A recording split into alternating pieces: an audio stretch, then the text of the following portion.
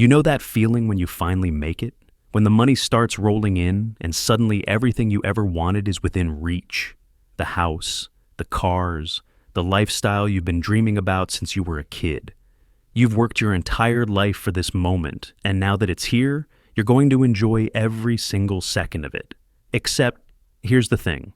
What if I told you that same feeling, that exact mindset, is what destroys more wealthy people than anything else? What if the moment you finally make it is actually the most dangerous financial moment of your entire life? You're Michael Jackson. It's 1985, and you're standing on top of the world. Thriller just became the biggest album in human history. You're pulling in $50 million, $75 million, maybe $100 million a year. Money is pouring in so fast, you can't even keep track of it anymore. And you're thinking to yourself, I've earned this. I deserve to enjoy it. So you start spending. And why wouldn't you? You're making more money in a month than most people make in a lifetime. My name is Marcus, and I spend way too much time analyzing how people, both rich and poor, completely destroy their finances. And here's what keeps me up at night. The same psychological traps that led Michael Jackson to die with $500 million in debt are the exact same traps that are quietly destroying your financial future right now. If you've ever wondered how someone can make $1 billion and still end up broke, or if you want to make sure you never fall into these traps regardless of how much money you make, hit that subscribe button and give this video a thumbs up. Because what we're about to uncover isn't just about Michael Jackson. It's about the financial choices you're making today that could haunt you for decades. Now, let's get back to you being Michael Jackson, because I want you to really understand how this happens, how someone goes from having everything to owing everyone. It's 1988 and you're looking at properties. You've been living well, sure, but you want something special, something that reflects who you are, something that shows the world you've made it, and then you see it. Neverland Ranch, 2,700 acres of pure possibility. You can build an amusement park, a zoo, a movie theater. You can create a world where you control everything. The property costs $17 million. You write the check without even blinking. Because why would you blink? You made 3 times that amount last year alone. This is nothing. This is a rounding error on your tax return. But here's what you don't think about in that moment. Here's what your brain conveniently ignores because you're too excited about the possibilities. This property is going to cost you $5 million per year to maintain, every single year. That's over $400,000 every single month, just to keep the lights on, feed the animals, maintain the rides, pay the staff. You tell yourself it's fine. You're making $100 million a year. What's $5 million? It's only 5% of your income. Totally manageable. Except, here's what's really happening in your brain, and this is the dangerous part. You're not thinking about $5 million per year. You're thinking about whether you can afford it right now, this month. And right now, this month, you absolutely can. This is the exact same mistake you make when you're eyeing that luxury apartment that's just slightly outside your budget, or that car payment that's going to stretch you thin, or that vacation you put on a credit card because you deserve it. You're not thinking about the cumulative cost over time. You're thinking about whether you can make this month's payment, and that's how they get you. So you buy Neverland, and for a while, it's amazing. You're living the dream, you've got everything you ever wanted, but every single month, $400,000 is walking out the door, and it's not coming back. This property isn't generating income. It's not an investment. It's pure consumption dressed up as an asset. But you're not worried, because the money keeps coming in. Tours are selling out. Albums are going platinum. Endorsement deals are flooding in. You're Michael Jackson. The money will never stop. So you start spending more. You walk into stores and you see things you like, and you buy them. Not because you need them, but because you can. You drop $150,000 on a gold-plated toilet. Why? Because it's cool. Because you're worth it. Because what's $150,000 when you're making millions? You start spending $20 million, $30 million a year on stuff. art, antiques, jewelry, random things that catch your eye. Your assistants are running around with your credit cards buying whatever you point at. And it feels incredible. It feels like success. It feels like you've finally escaped all those years of struggle and limitation. Here's what you don't realize in those moments. You're not building wealth. You're destroying it. Every dollar you spend on that gold toilet is a dollar that's not working for you. It's a dollar that's not invested, not growing, not securing your future.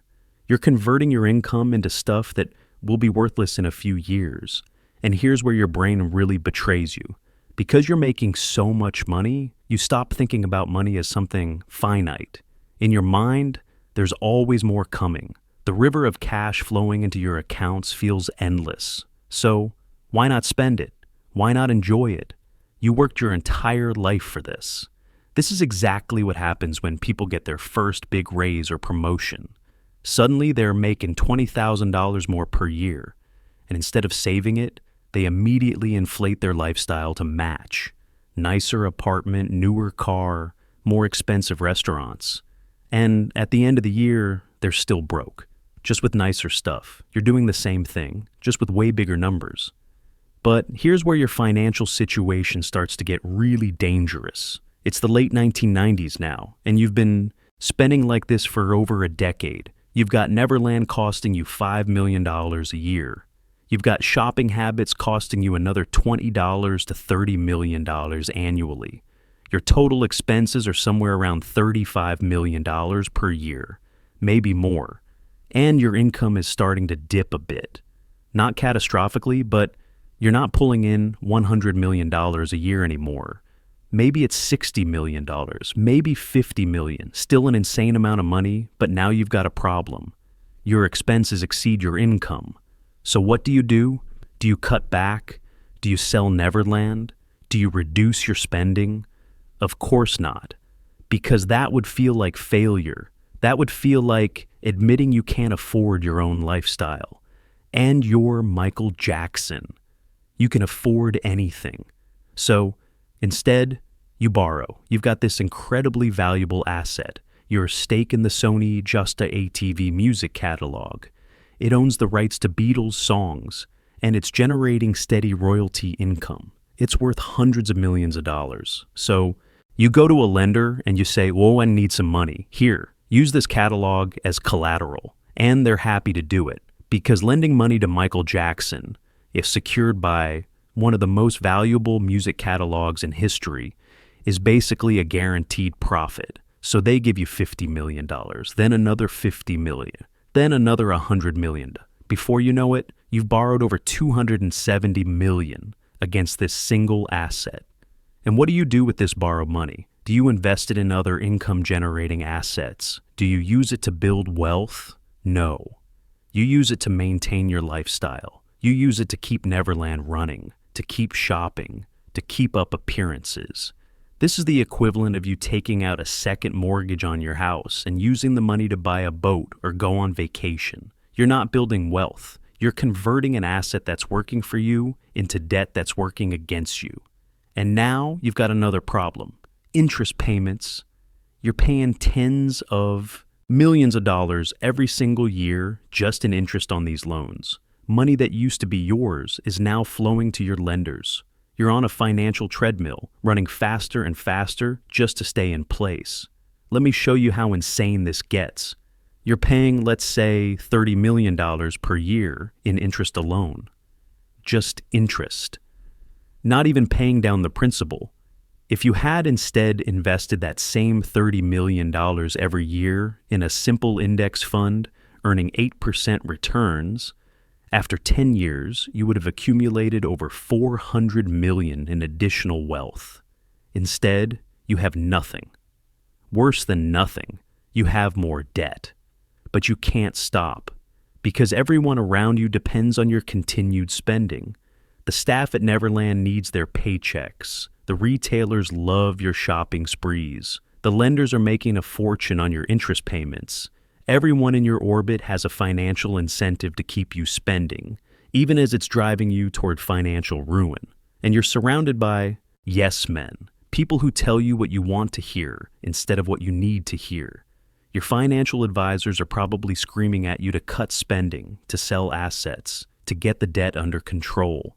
But you don't want to hear it, because hearing it means admitting you have a problem, and you're Michael Jackson. You don't have problems. You solve them with money. This is the trap that so many people fall into. You surround yourself with people who enable your worst financial habits, friends who also overspend, influencers who glorify consumption, retailers who make it easy to spend, and you avoid anyone who might tell you uncomfortable truths about your financial situation. It's now the early 2000s, and your situation is getting desperate. Your income has declined significantly due to various controversies and reduced touring, but your expenses haven't declined at all. You're still spending $35 million a year while making maybe $30 million. And you've got all this debt piling up, accruing interest, growing larger every month. You're in a financial death spiral. The interest payments alone are more than your income. You're borrowing money to pay the interest on the money you borrowed. It's like using one credit card to pay off another credit card. It might work for a month or two, but eventually the whole thing collapses. And you can't easily sell your way out. Neverland? Nobody wants to buy it. At least not for anywhere close to what you've invested in it. Your other possessions? Most of them have depreciated to a fraction of what you paid. That $150,000 gold toilet is probably worth $10,000 now if you're lucky. Your most valuable asset, the Sony ATV catalog, is already leveraged to the hilt. You've borrowed so much against it that selling it would barely cover your debts. You're asset rich but cash poor, drowning in debt with no easy way out. This is what financial advisors call being house poor, but on a massive scale. All your wealth is tied up in stuff that isn't generating income or that's already pledged as collateral for loans.